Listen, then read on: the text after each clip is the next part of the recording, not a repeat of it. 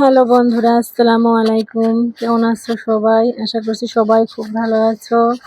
তোমাদের দেওয়ায় আলহামদুলিল্লাহ আমিও অনেক ভালো আছি। আর আজকে চলে আসলাম তোমাদের সাথে রাতের রান্না, খাওয়া এসব কিছু নিয়ে, এসব কিছু তোমাদের সাথে শেয়ার করতে আসলাম। প্রতিদিন তো সকালে উঠে সকালের কাজকর্ম, তারপরে রান্না খাওয়া এসব দেখানো হয়, কিন্তু আজকে ভাবলাম একটু ব্যতিক্রম করি, কারণ সবসময় কিন্তু একঘেয়েমি ভালো লাগে না। এজন্য আজকে একটু অন্যরকম ভিডিও নিয়ে চলে আসলাম তোমাদের মাঝে। আর আমি আজকে রাত্রে রুটি আর পেঁপে ঘন্ট বানাবো, সেটাই তোমাদের সাথে শেয়ার করছি। সবাই আমার পাশেই থাকবা বন্ধু হয়ে। আর যারা আমার ভিডিওটি এখনো দেখছো কিন্তু একটি লাইক দাওনি, প্লিজ তোমাদের কাছে একটি লাইক চেয়ে নিচ্ছি। ঝিনাইদহ জেলা থেকে আমি বৃষ্টি তোমাদের সাথে একটু বিনোদনের জন্যই আসি। তোমরা সবাই আমার ভিডিওটা দেখে যদি ভালো লাগে অবশ্যই সাবস্ক্রাইব করে দিবে আর আমার পাশেই থাকবে। এখন আমি ময়দার আটাটা গরম পানি দিয়ে ভালোভাবে আটা করে নিলাম। আর এখন পেঁপে ঘন্ট করব মাসকলাই ডাউল দিয়ে। আসলে আমি মনে ভাবিছিলাম যে আগে ডাউলটা এমনিতেই ভেজে নেব, কিন্তু তেল দিয়ে দিয়েছি মনের ভুলে, এই জন্য তেলেই ভেজে নিচ্ছি মাসকলাইয়ের ডাউল। এরপরে আমি কেটে ধুয়ে রাখা আলু আর পেঁপে, কাঁচামরিচ, রসুন, পেঁয়াজ সবগুলোই কিন্তু একসাথেই দিয়ে দিলাম। এখন এর ভিতরে লবণ আর পরিমাণ মতো হলুদ দিয়ে আমি একটু কষিয়ে নেব। আর এই পেঁপে ঘন্ট কিন্তু খেতে খুবই ভালো লাগে আমার কাছে। আমি কিন্তু প্রায়ই পেঁপে ঘন্টটা করি।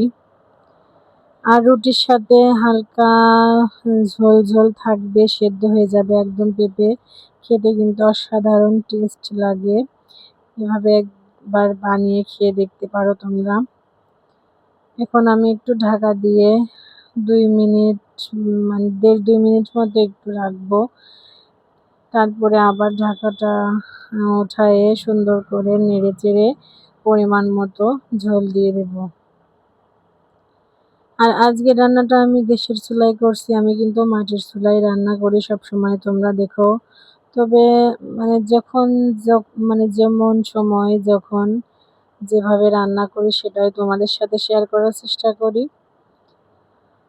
এই তো চুলায় আমি তরকারিটা বসায় দিয়ে চলে আসলাম রুটি করে নিতে। আর রুটির খামিরটা ভালোভাবে মুথে নিতে হবে এখন। আর ময়দার রুটি কিন্তু আমার বানাতে খুবই ভালো লাগে।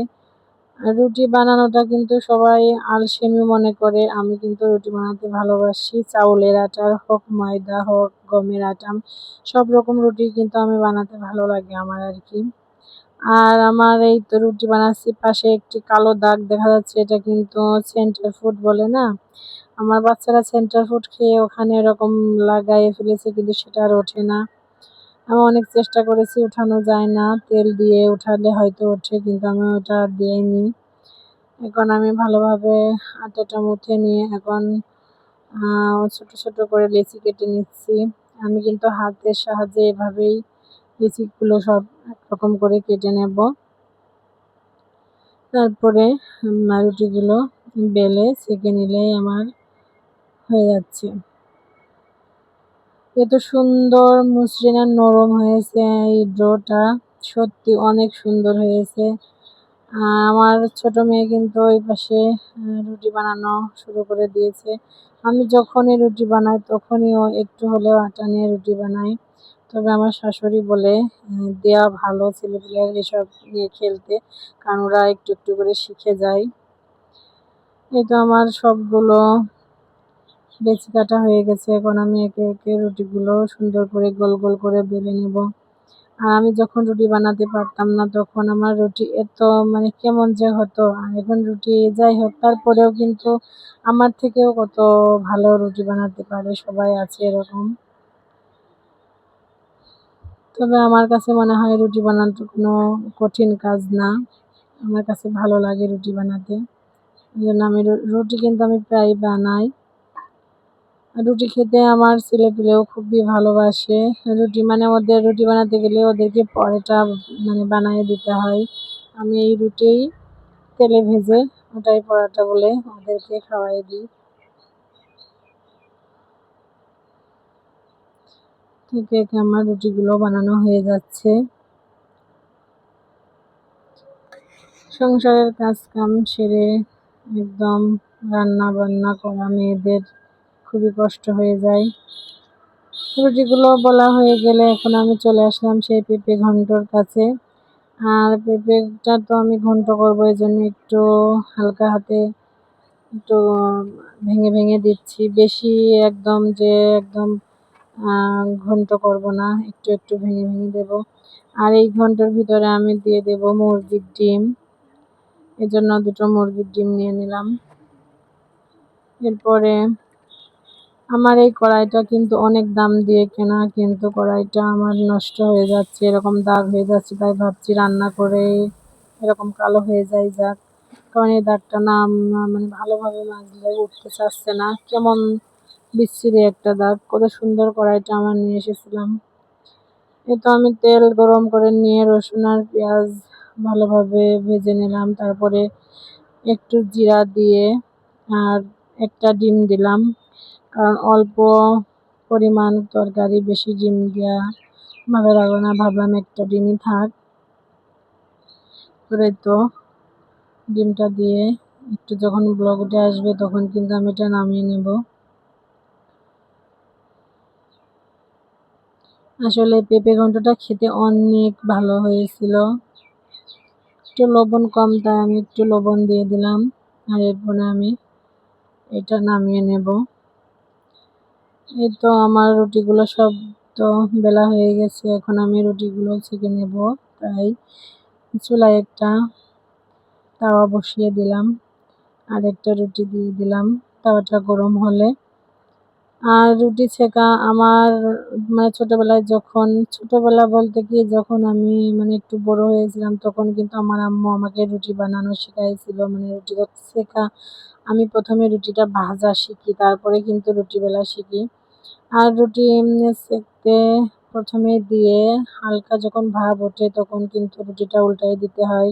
আমার মা আমাকে এভাবেই শিখিয়েছিল।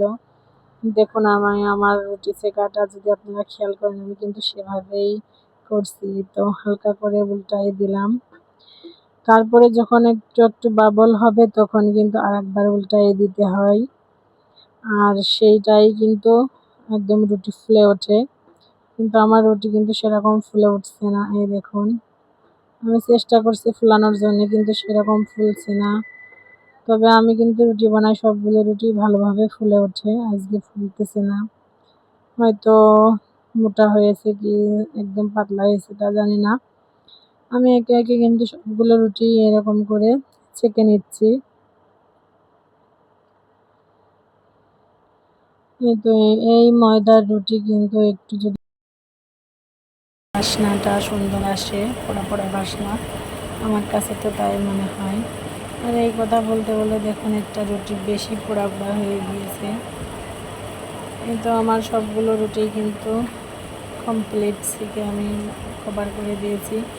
এখন আমি আমাদের বাচ্চাদের জন্য 5টা পরোটা বানাবো।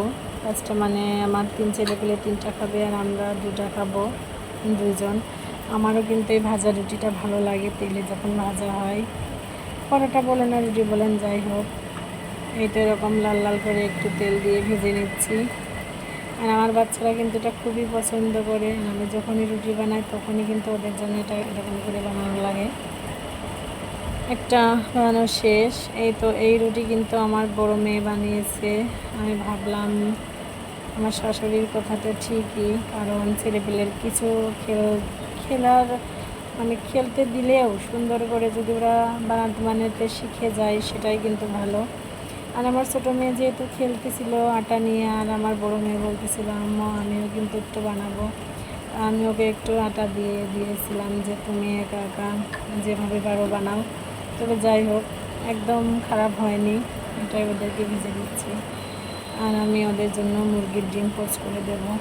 আমি সবসময় এই তাওয়ায় 3টা করে ডিম পোস্ট করি একবারে, কিন্তু আজকে লেগে গেছে একদম। এই দেখুন কেমন যেন হয়ে গেল। তবে সমস্যা নেই, আমি আরেক পাশে সরিয়ে দিই, এই আরেকটা দিয়ে দিচ্ছি।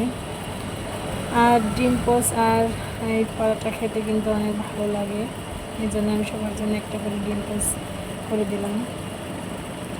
এই তো আমার ছোটো মেয়েকে দিয়ে দিলাম, এটা আমার বড়ো মেয়েকে দিয়ে দিচ্ছি। সবাই একটা একটা করে, ওরা বেশি খায় না, একটাই খেতে চায়। এটা আমার মনের আব্বুকে দিলাম, একটা ডিম দিয়ে দিলাম, আর আমার ছেলেকেও দিয়ে দিলাম। আর এখন আমি আমার জন্য একটা নিয়ে নিছি। এই তো সবাই খেতে বসে গেছে। আমার ছেলে ছিঁড়তে পারছে না, তবুও চেষ্টা করে যাচ্ছে, তবে একাই খাবেও। আমি বললাম যে আমি খাওয়াই দেবো, এই মাত্রই ঘুম থেকে উঠলো, এই জন্য আরও কেমন লাগছে। এবার আমিও কিন্তু খেয়ে নিচ্ছি। আমি এখন এই তরকারিটা দিয়ে খাচ্ছি আর ভাবছি খুবই সুস্বাদু লাগছে। আমি বলতে যে খুবই ভালো লাগছে, ভাই আমার মেয়ে, ছোটো মেয়েটা এখান থেকে বলছে আমিও খেয়ে দেখি। ও খেয়ে দেখলো, দেখে বলতেছে আমার সত্যি খুব ভালো লাগছে। সবাই খাওয়া দাওয়া শেষ করে চলে আসলাম রুটি ফ্রোজেন করে রাখার জন্য। আপনার সাথে শেয়ার করে নিয়ে আমি ভাবলাম একটু চেষ্টা করি যে রুটি ফ্রোজেন করে কীভাবে থাকে।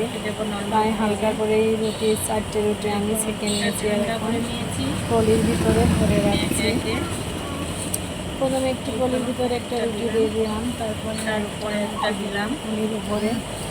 এরপরে আমি আরেকটা পলি নিয়ে নিলাম, তারপরে আমি ওই দুটো ওইভাবে রেখে দেবো।